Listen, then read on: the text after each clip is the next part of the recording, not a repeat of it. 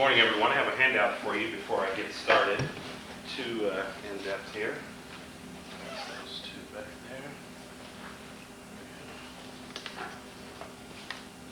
One for each of you. There we go.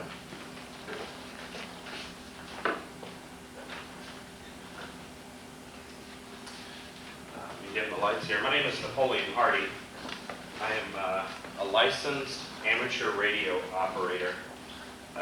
What that means is I spend a lot of money, not quite as much as Ian probably, on toys, like ham radios and things like that, so that I can talk to people all over the country. Like I said, I am a licensed amateur radio operator by the FCC. My call sign is November 0 X-ray Lima, or N0XXL. We use phonetic alphabet when you say your call sign so that people understand if it's noisy when you're talking on the radio. Sometimes it's easier to understand the phonetics than it is to just understand N0XXL. So that's why I say it that way.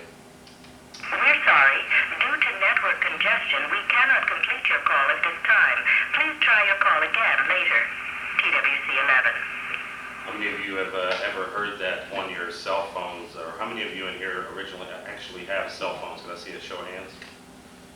So most of you have cell phones, and you've probably heard that at some point that you were not able to get a signal. During some of our major natural disasters, the attacks on the World Trade Center, the Hurricane Katrina down in New Orleans, one of the big issues were that cell phones, as well as some of the landline communication, was not able to get through. There were lots of bottlenecks in landline and cellular traffic, and so it made it very difficult for people to get messages out as far as their health and welfare. Sometimes they were reduced to posting messages on message boards, hoping that their loved ones would see them, or that someone would say, hey, I'm still alive and well down here in New Orleans. When all else fails, one of the good things about amateur radio is that amateur radio tends to get through because it does not use those same traditional communication mediums, or those same towers and those same microwave links. This is a shot of a group of people that go out and they put these antennas up in some green space so that they can hook their radios up and provide emergency communications. It's a reliable coast-to-coast communication. There are about 600,000 amateur radio operators in the United States, and since it's all volunteer, you will see people with all different types of equipment. Like I said, everything from small handheld radios like the one I'm holding here, to a mobile type radio that you can put in your vehicle, and it's more of a permanent mount, a little higher power than a handheld radio. And then you also have the base station type radios, the larger radios such as this. And when you have these, you put your antenna on your roof of your car or the roof of your house, and it just increases the range that you can communicate. Amateur radio is both a service and a hobby. Most amateur radio operators build their radios or other parts of their station as a way of furthering the radio art. Just like you all may have hobbies that involve building things or doing things, with amateur radio, you don't have to go to the store and just buy one of these radios for a couple $100. You can actually get parts and build your own. And a lot of hams prefer to do it that way. Anyone who passes the FCC test can be a ham radio operator. They're ham radio operators as young as 7 or 8 years old, with a lot of coaching from their parents probably. And they're hams that are in their 80s and 90s and probably beyond. During major disasters, this was a shot from the Ladysmith tornado. Anytime there's a declared disaster or emergency, hams generally will mobilize, off of their own dime and load up their stuff, and they will volunteer to work in an emergency operations center that may be in the affected county. And we support federal, state, or local government operations. One of the other things that we've done, this is People in Pause, a search and rescue organization in Milwaukee. A couple of years ago, we helped with the search for Alexis Patterson, who was missing up there, and we provided some of the communication support for that search and rescue operation.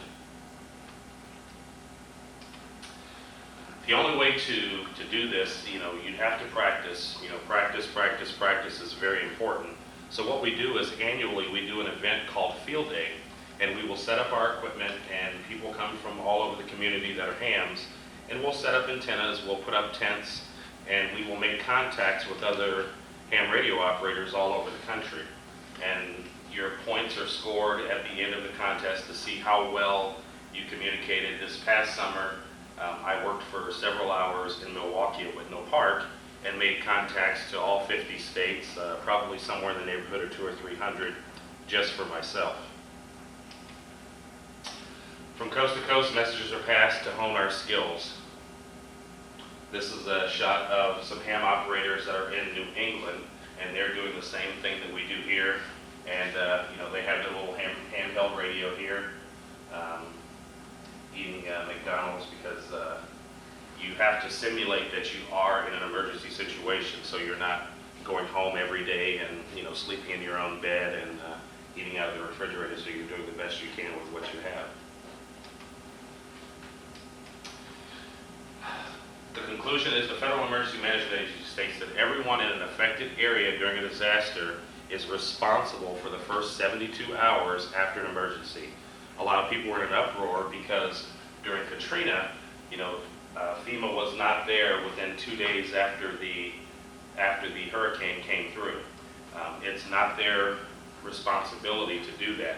Everyone is responsible for maintaining their own safety for the first 72 hours, and that includes having shelter, water, supplies, communications. Traditional communication networks are often overburdened during a disaster because, if you have someone in an affected area, you're going to be calling there to find out how they are. The first responders in the area are going to be using those same networks to coordinate rescue efforts. So there's a lot of traffic going on over a lot of the microwave links and the cellular and landline communication links. Amateur radio may be an option for letting loved ones know that you're alive and well. And you can find a ham, like I said, there's 600,000 of them all over the place.